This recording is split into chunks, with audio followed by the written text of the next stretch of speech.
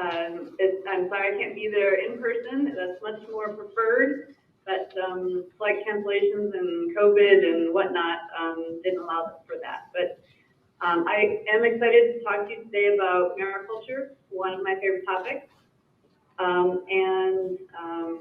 I don't see on the shared screen that the PowerPoint is up yet.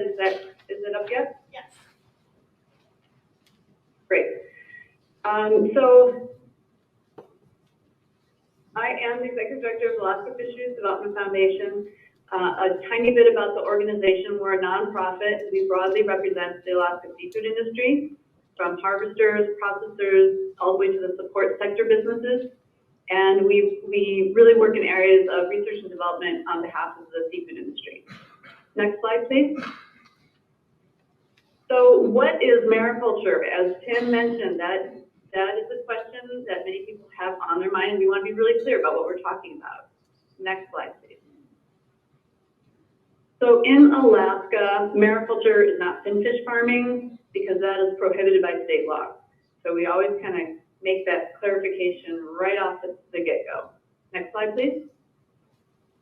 Instead, mariculture is the enhancement, restoration, and farming of shellfish and seaweed. And these pictures here on this slide show some of the variety of different shellfish and seaweed that have been either grown and or had research around growing them conducted in the state of Alaska. We have Pacific oysters, king crab, a variety of species of seaweed or kelp, blue mussels, sea cucumbers, and buoy ducks. Next slide, please. So why is everybody talking about mariculture?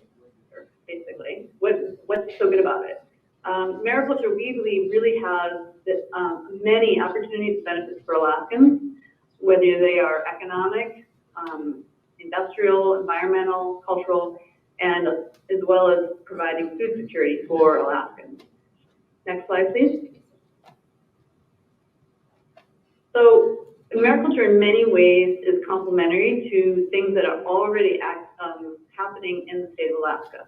In particular, it complements two of our major industries, our seafood industry and our tourism industry. This picture here on the slide is from a farm in Ketchikan that they started growing oysters, and then they added seaweed, and then they added tourism. They actually created a floating oyster bar as an add-on to this facility here where they've actually processed their oysters, and then expanded to a side business called Bonfire Bay Tours, and they work with some of the cruise industry to bring tours to their oyster farm, oyster and seaweed farm. So folks get to see and learn about growing oysters and seaweed. They get to see the pristine environment of Alaska, and then they get to actually sample oysters and seaweed products in the little floating oyster bar. So it's a really cool opportunity for two industries to work together in ways that many might have initially thought that they would be competing for water space or things like that. So that's a very great example of ways that mariculture can complement things that are already happening in the state. Next slide, please. Mariculture also offers a number of environmental benefits, and there's going to be continued future research documenting these, funded by the Exxon Valdez oil spill, and we'll talk a little bit more about that later.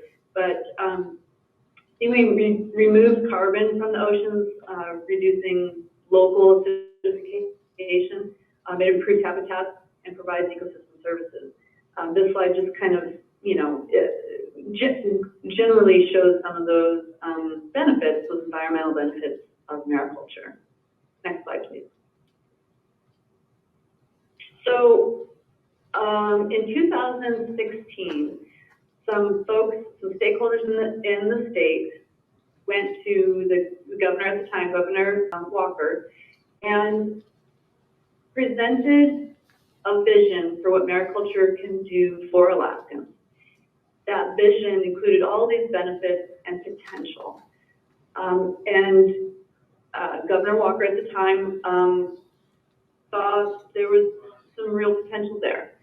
So he created a mariculture task force by administrative order, which allowed and gave us direction in a positive and cooperative way on behalf of the state of Alaska to work on a comprehensive plan for how to develop this industry over the next 20 years. That plan was completed in 2018, and we also completed a 5-year action plan, which we have worked on implementing over that time period. In 2021, the task force sunsetted, and we provided our final report to Governor Dunleavy, who has as well been very supportive of developing mariculture in the state. So since the task force has sunsetted, a new organization called the Alaska Mariculture Alliance has taken its place. It's a new nonprofit that has over 90 members already and really looks to help guide and support the development of the industry going forward into the future. The goal out of this strategic planning process was to grow a $100 million mariculture industry in 20 years.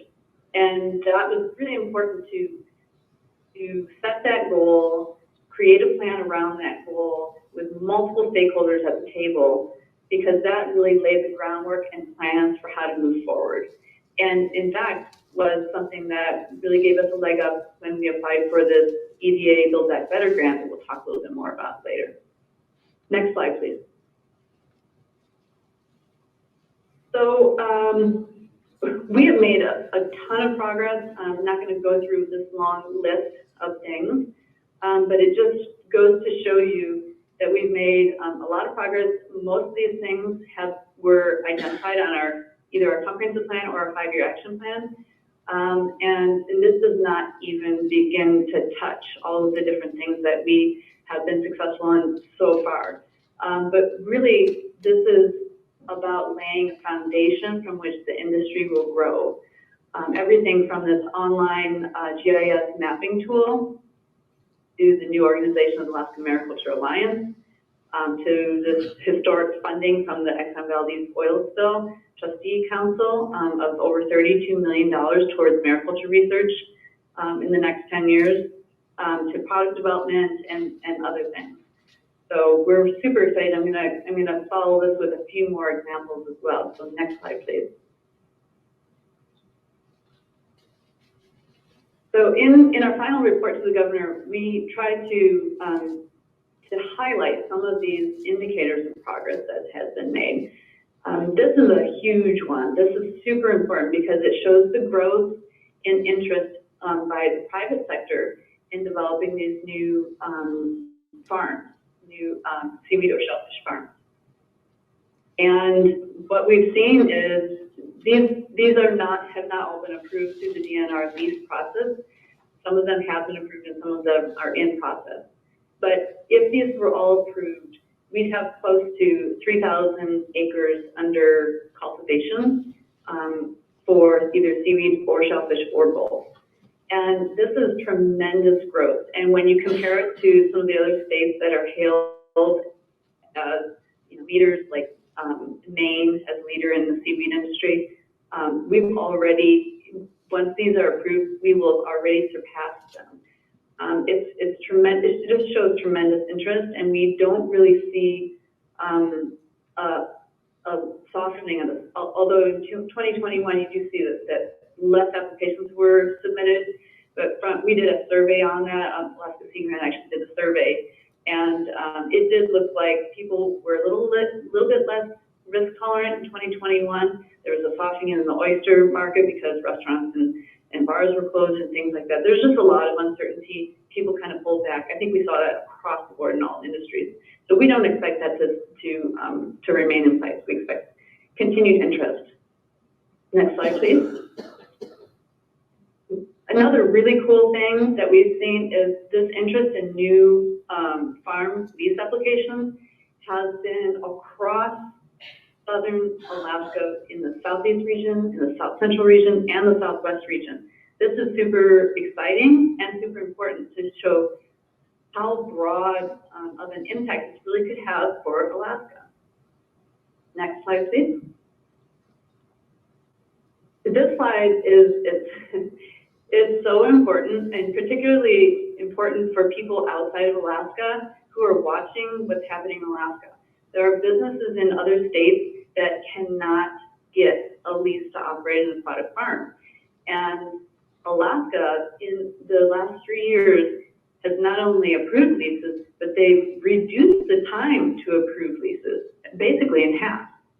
So this is really, really important. And this speaks to the cooperation we've had at the state level and this task force level of cooperation with multiple stakeholder groups, including the state. So we've shown that we can work together to make improvements and really, again, lay a foundation for growth in this industry. Next slide, please. This is a slide about training. We, in the last 2 years, have trained almost 300 Alaskans at some level, either through a 2-hour webinar all the way up to a 2.5-day workshop. And we did not meet the demand. There was another couple hundred people that were interested or had applied that were not able to participate in those trainings. So again, we believe that these trainings are showing there's going to be a continued interest and continue applications submitted to the state of Alaska for new farm leases.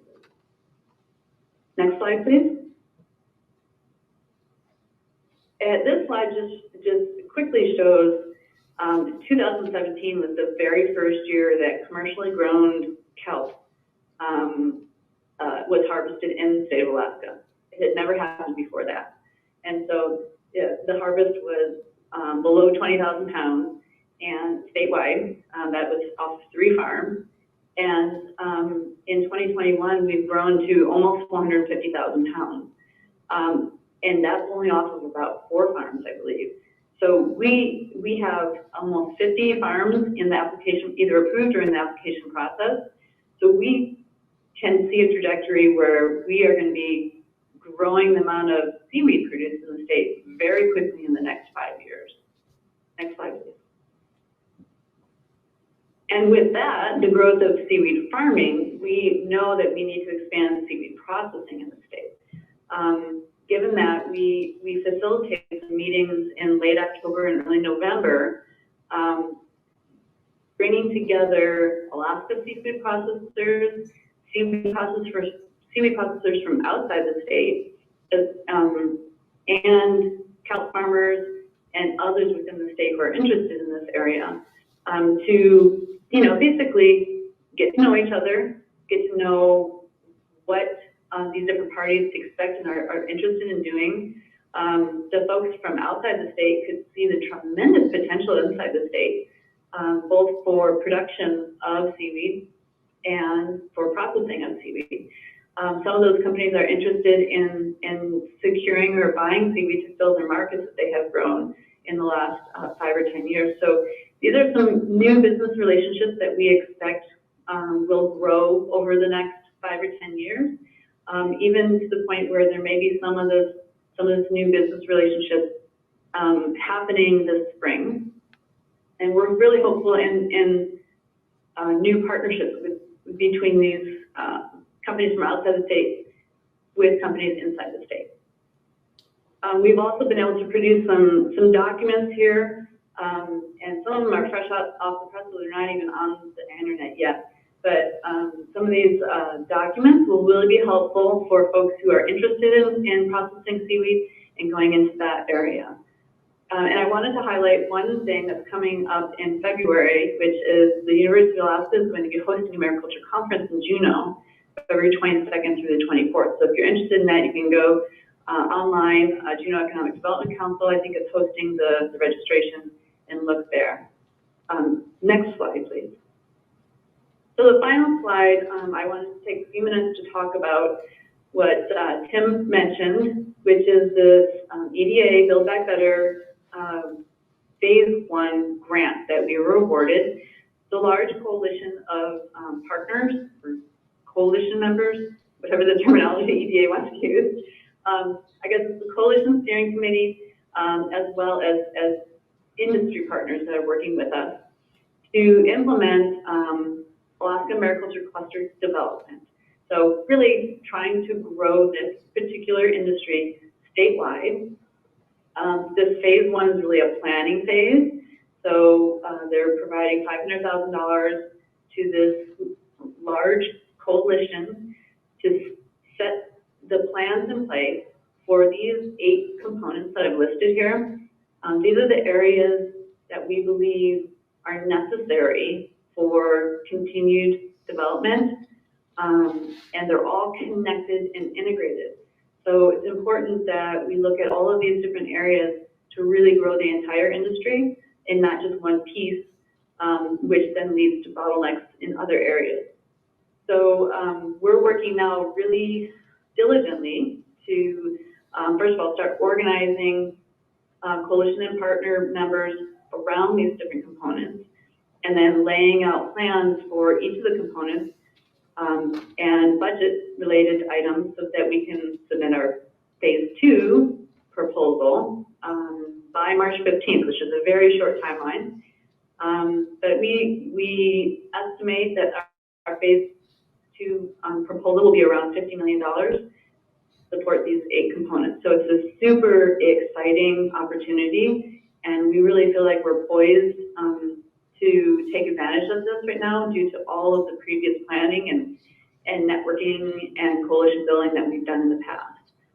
So I really appreciate the time with Kenai Peninsula EDD and your meeting today to talk to you about mariculture.